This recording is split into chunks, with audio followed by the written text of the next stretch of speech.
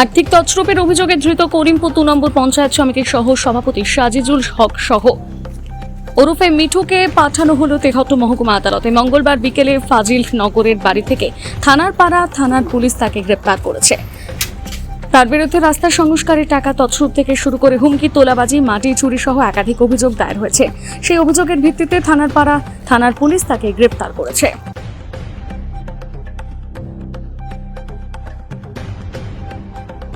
কি কারণে গ্রেফতার করলো পুলিশ?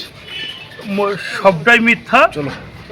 আর যারা 15 বছর তৃণমূল কংগ্রেসের সুখটা ভোগ করার পরে ভারতীয় জনতা পার্টির দলে আসতে চাইছেন, দল তাদেরকে নিচ্ছে না, তাদের একটা বড় চক্রান্ত।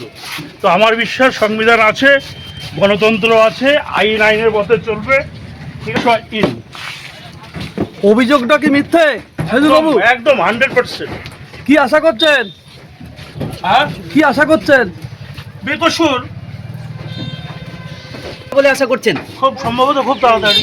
খুব তাড়াতাড়ি? সেটা আদালত বুঝবে, আমার কি। কিন্তু আপনি একেবারে নির্দোষ বলছেন।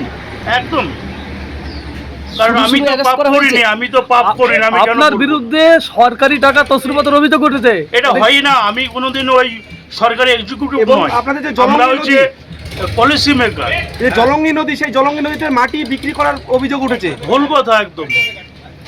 পাড়ায় পাড়ায় সমাধানের যে টাকা এসেছিল, ভিডিও এক্সিকিউটিভ আমরা না। সেই টাকা তছরূপের অভিযোগ উঠেছে আপনার বিরুদ্ধে। ভিডিও এক্সিকিউটিভ আমরা না, সারা বাংলায় একই নিউজ। ওকে, উত্তর দেখে হামকি ধুমকি দিয়ে তোলাবাজের একটা অভিযোগ আছে, এটা কিভাবে দেখছেন? তাহলে থানাতে তো ডায়েরি হতো, জিডি হতো। সব ফালতু কথা, মিথ্যা অভিযোগ, পুরোটাই মিথ্যে। একদম। কারা এই ষড়যন্ত্র করছে বলে মনে হয় আপনার? তৃণমূলের এক অংশ, এটাই। আপনি তো তৃণমূলের দলে ছিলেন, তারা এখন আপনার নামে অভিযোগটা কেন করছে? আরে ভাই, মেরুদণ্ড যাদের নেই তারা তো করবেই। তারা সরকারের 15 বছরে তাদের সুবিধা তারা ভোগ করলো। এখন তো ভারতীয় জনতা পার্টির সরকার, তারা কি চাইবে?